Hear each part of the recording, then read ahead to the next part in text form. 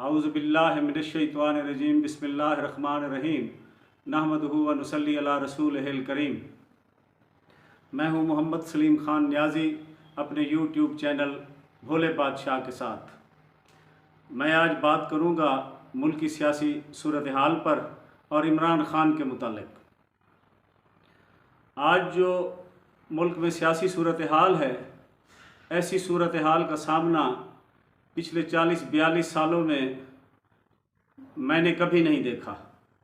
मुझ जैसे सियासी वर्कर जिन्होंने जान लड़ाकर जनरल ज़ियाउल हक जैसे आमिर की, जनरल परवेज़ मुशर्रफ जैसे आमिर की मुखालफत की, और मुखालफत भी इतनी ज़्यादा, इतनी शदीद कि शायद किसी आम इंसान के बस से भी बाहर हो जाए, लेकिन इसके बावजूद उनकी तरफ से ऐसी कार्रवाइयाँ ना हुई जो जमहूरियत के नाम लेवाओं ने इन पिछले गुज़रे हुए महीनों में जो कार्रवाइयाँ सियासी कारकुनों के साथ और रहनुमाओं के साथ की हैं। इन कार्रवाइयों की नज़ीर पूरी दुनिया में नहीं मिलेगी। और ये जो लोग तकरीरें करते थे मार्शल लॉ वालों के ख़िलाफ़, उनके दौर में ऐसी कार्रवाइयों का शायद तसव्वुर ही नहीं था। लेकिन इन्होंने अल्हम्दुलिल्लाह आने वाले वक्तों में जो हुक्मरान आएंगे उनको एक नई राह दिखा दी है कि भाई जो भी आपके ख़िलाफ़ बात करे, आप उसकी माँ को उठा लो, बहन को उठा लो, बेटी को उठा लो, उसका घर तोड़ दो, और एक मुकदमे से वो ज़मानत करवा के बाहर आए, फिर गिरफ़्तार कर लो, फिर कर लो, 20 बार कर लो। तो ये सूरत हाल ख़ास तौर पर जमहूरियत के जानलेवाओं के लिए, जमहूरियत का नाम लेने वालों के लिए शर्मनाक है। मुझ जैसे सियासी कारकुनों के लिए तो बायस हैरत है। और ज़्यादा हैरत मुझे इस बात पर होती है कि पाकिस्तान पीपल्स पार्टी के वो रहनुमा जो इतनी लंबी लंबी मुंह से झाग निकाल कर नवाज शरीफ के गंद गिनवाया करते थे और उसके बदउनवानियों का जिक्र करके लाल सुर्ख हो जाया करते थे, आज वो कितनी डेटाई के साथ उसी नवाज शरीफ को, उसके हम नवाओं को इस मुल्क का वलीउल्लाह साबित करने पर तुले हुए होते हैं। और इसी तरह नवाज शरीफ की पूरी जमात जो थी, इसके बड़े बड़े जो लीडर थे, वो भी झागे निकाल कर जलसों में और मीटिंगों में और प्रेस कॉन्फ्रेंसों में बेनज़ीर को सिखों की हमनवा और मुल्क का दुश्मन और आसिफ जरदारी को इस मुल्क का सबसे बड़ा बदउनवान इंसान कहते थे और जमात पर ऐसे इल्ज़ामात लगाते थे कि सुनकर घिन आती थी। आज वही उन्हीं लोगों को वलीउल्लाह साबित करने पर तुले हुए होते हैं, और ये शर्म का मकाम है। होना तो ये चाहिए था कि जो ताकतवर इदारे थे वो इन सब लोगों की बातों को इकट्ठा करते और एक इंक्वायरी करते। अगर ये झूठे थे, इनमें से कोई एक फरीक झूठा था, तो कम अज़ कम उसको कोई ऐसी सज़ा तो देते कि इस तरह के इल्ज़ामात का आने वाले दिनों में ख़ात्मा होता। लेकिन ये सब कुछ ना हुआ। अलबत्ता ये आम कारकुन के लिए और उन सियासी रहनुमाओं के लिए ये मुल्क एक तरह से जहन्नुम बना दिया गया। जो हक की बात करते हैं ये साफ किरदार वाले लोग हैं। इमरान खान पर इब्तला का दौर है और इमरान खान का कसूर सिर्फ यही है कि उसने इस कौम को शऊर दिया है। इससे पहले इस मुल्क में बसने वाले जितने जगीरदार, वडेरे और ताकतवर लोग हैं, इन्होंने तो अपने खिलाफ कभी कोई बात सुनी ही नहीं थी। टावा कुछ सियासी लीडर जिन्होंने इलेक्शन लड़ने के लिए एक दूसरे को बुरा भला कहना होता था, वो बातें करते थे, और भोली भाली आवाम तो सिर्फ जिंदाबाद मुर्दाबाद के नारे लगाया करती थी या वोट दिया करती थी। और ये पहली दफ़ा हुआ कि इस कौम को इतना शऊर आ गया कि वो सिर्फ जिंदाबाद मुर्दाबाद के नारों से वोट देने के झंझट से बाहर निकलकर इस लेवल पर आ गई कि वो बुरे आदमी के खिलाफ बोलने लग गई, बुरे आदमी के खिलाफ अमलन जिद्दोजहद पर लग गई। अमलन जिद्दोजहद यही है सियासी कारकुनों की कि वो जुलूस निकालते हैं, नारे मारते हैं, सोशल बाइकाट करते हैं और उन जमातों के ख़िलाफ़, उन लीडरों के ख़िलाफ़ एक कैंपेन चलाते हैं जो इस मुल्क को लूट रहे हैं, ताकि आने वाले दिनों में कम अज़ कम इस मुल्क की हिफाजत हो, ये मुल्क अच्छे लोगों के हाथों में आए। इमरान खान का यही कसूर है कि उसने इस कौम को शऊर दिया, और दूसरा उसका सबसे बड़ा जो कसूर है वो यही है कि उसने इन बदउनवान सियासतदानों के साथ कंप्रोमाइज़ नहीं किया। यानी इनका कंप्रोमाइज़ तो आप देख लें ना, कि इनकी पुरानी वीडियोस आप निकाल कर देख लें, बयानात निकाल कर देख लें, अखबारों में छपने वाले इश्तिहारात जिनमें नंगी तस्वीरें दी जाती थी वो निकाल कर देख लें। और फिर आजकल जैसे ये एक दूसरे को वलीउल्लाह साबित करने पर तुले हुए होते हैं, और इन जमातों में मौजूद अगरचे मुमकिन है जो ऊपर वाले लेवल के रहनुमा हैं उनको कोई शर्म ना आती हो, क्योंकि उनका तो ये सियासत में कारोबार है, इससे वो कमाते हैं, ये कोई खिदमत नहीं कर रहे। लेकिन जो मुझ जैसे कारकुन हैं उनको तो बड़ी शर्म आती है, क्योंकि हमने पिछले 40-42 सालों में इमरान खान को तो वोट नहीं दिया, हमने तो आज तक इन्हीं लोगों को ही वोट दिया है, कभी पीपल्स पार्टी को तो कभी नून को। इमरान खान को पिछले इलेक्शन में 2018 के इलेक्शन में एक वोट सिर्फ इसलिए दिया कि उस वक्त 2018 के इलेक्शन में हमारे इलाके के सबसे मोअज़्ज़ज़ ख़ानदान के नौजवान साहिबजादा मोहम्मद गज़ैन खान अब्बासी के पास इमरान खान की टिकट थी।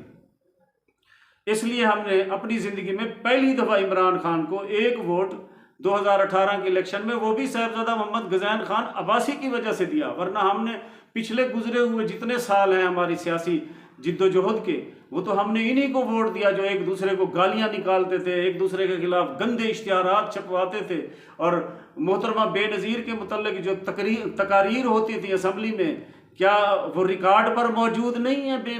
मोहतरमा बेनज़ीर शहीद का रोना, वो तकरीरें सुनकर, और क्या वो रिकॉर्ड पर बातें नहीं है कि पीपल्स पार्टी वाले नून लीग के मुतल्लिक़ क्या कहते थे और नून लीग वाले पीपल्स पार्टी के मुतल्लिक़, और हक़ाइक़ भी थे, ये कोई झूठी बातें भी नहीं थी। क्या इन लोगों की बाहर के ममालिक में जायदादें नहीं हैं? और ये जायदादें कहाँ से बन गई हैं? मैं भी छोटा मोटा ज़िम्मेदार हूँ, मेरे आबाओ अजदाद भी छोटे मोटे ज़िम्मेदार थे। हम तो इतनी सी जायदाद से अपना गुजारा अब भी बामुश्किल कर रहे हैं। यानी ये है कि किसी महीने बिजली का बिल ज़्यादा आ जाए तो हमारे तोते उड़ जाते हैं। और ये लोग जो हमसे भी गए गुजरे थे, और 1947 में ख़ास तौर पर जो लोग आए और जिनके पास कुछ भी नहीं था, और ये चंद ही सालों में खरबोपति हो गए हैं, और हमें पागल बनाते हैं कि ये सब हलाल की कमाई का नतीजा है। भाई वो हलाल की कमाई इस तरह से कमाने का कोई तरीका हम गरीबों को भी बताओ, ताकि हम भी चंद सालों में खरबोपति बन जाएं। अल्लाह का नाम मनो, बूदन समझी खड़े हुए होड़ भी कौम को साकू सब पता है, सारे ड्रामे तुहाडे जानते हैं। हलाल दी कमाई नाल रोजी रोटी मुश्किल नाल पूरी थींदी है, ये लुट मार दी कमाई होंदी है जो खरबापति बंदा बन वेंदे। हाँ, कुछ लोग ऐसे भी ज़रूर हैं जो इस मुल्क को छोड़ गए, या खेलों से वाबस्ता थे, या उन्होंने कोई छोटे लेवल से कारोबार शुरू किया बाहर के ममालिक में जाकर, और फिर वहाँ उनको अल्लाह पाक ने उन पर अपनी रहमतें कर दी, उनकी ईमानदारी की वजह से, उनकी मेहनत की वजह से, और वो माल कमा कर लाए। हमारे मुल्क में वो लोग ख़ास तौर पर जो हमारे जैसे थे, वो अगर हमें ये कहें कि वो हलाल से कमा कर ईमानदारी से खरबोपति बन गए हैं, तो अब सारी समझ चे गाल नहीं आती, खुदा दा नाम मनो। तो मैं बात कर रहा था इमरान खान की। इमरान खान का कसूर सिर्फ यही है कि उसने कौम को शऊर दिया है, और अब जो सुनने में इतलात आ रही हैं वो यही हैं कि इमरान खान को नाअहल कर दिया जाएगा या जेल में रखा जाएगा, अगर उसने बाख्तियार लोगों का, बड़े लोगों का, और वो लोग जो पागल हुए फिरते हैं उसकी शोहरत को देखकर, उसको जो अल्लाह ने मकाम अता किया है उसको देखकर, वो नहीं चाहते कि वो इलेक्शन में खुद आए। तो इस सिलसिले में जो मुझे ज़राए से इतला मिली है वो यही है कि अगर इमरान खान को बिल्कुल ही ना छोड़ा गया और उस पर कोई पाबंदी हुई जलसे जुलूसों में जाने की, मीटिंगें करने की, तो पार्टी की क़यादत उनकी बहनें संभालेंगी। और अगर उनकी बहनों पर भी जैसे 9 मई के वाक़यात का बहाना बनाकर उनकी बहनों को भी उसमें सज़ा देने की कोशिश हो रही है, उसमें सबक सिखाने की कोशिश हो रही है, अगर खुदा न खास्ता ये अमल भी हो जाए, तो मैं इमरान खान साहब से दरख्वास्त करूँगा कि वो अपने बेटों को, कासिम और सलमान को पाकिस्तान बुलवाएं और फिर जमात की क़यादत उनके हवाले कर दें। देखें, ये मुल्क अब अभी इस लेवल तक नहीं पहुँचा कि जो कायद है उसके ख़ानदान के या उसके घर के अलावा इस मुल्क के बसने वाले लोग किसी और को अपना लीडर मान लें। लीडर इस वक्त सिर्फ गालिब अक्सरियत का पाकिस्तानियों की इमरान खान है, और इमरान खान की गैर मौजूदगी में अगर किसी को लीडर लोग मानेंगे तो वो इमरान खान के ख़ानदान से होना उसका ज़रूरी है, जैसे उसकी बहनें। और अगर वो किसी अताब में आ जाएं तो फिर इमरान खान साहब को चाहिए कि अपने बेटे कासिम और सलमान को यहाँ बुलवाएं। मुझे ये पक्का यकीन है कि खान साहब अपने बेटों को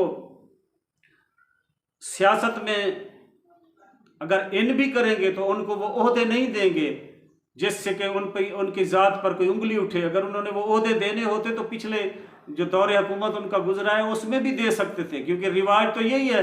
आप हमारे पुरानी जितनी सियासी जमातें हैं उनको देख लें, ये तो अपने जमदे बाल को वजीर मुशीर बना छोड़े थे, इन्होंने तो वासे च नहीं होता। ये तो वो बलाईन जो बई इन्हों के जित्ती बाल निके भावें पंगूड़िया च बैठे पे हो, जम्मे पे होवे, ढिच भी होवे जो उन्होंने वास्ते भी अनाउंस कर रहे कोई ना कोई वजारत मुशीरी, क्योंकि इन्होंने तो मुल्क को मजाक बनाया हुआ है।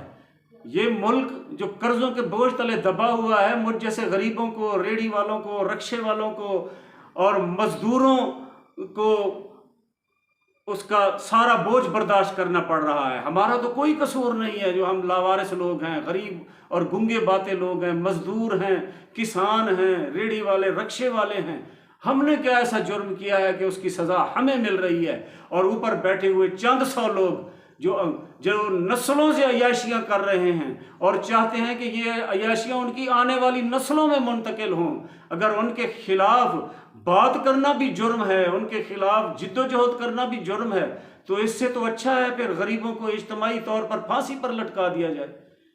इमरान खान साहब से मैं यही गुजारिश करूँगा कि अगर खुदा न खास्ता उन पर कोई पाबंदी लग जाए तो अपनी बहनों को सामने लाएं पार्टी की क़यादत के लिए, और अगर अल्लाह ना करे उनकी बहनों पर भी कोई पाबंदी लग जाए तो फिर अपने बेटों को इंग्लैंड से बुलवाकर इस जमात को उनके हवाले कर दें। अल्लाह पाक तो सलामत रखे, जीवो ते लक थी वो शान।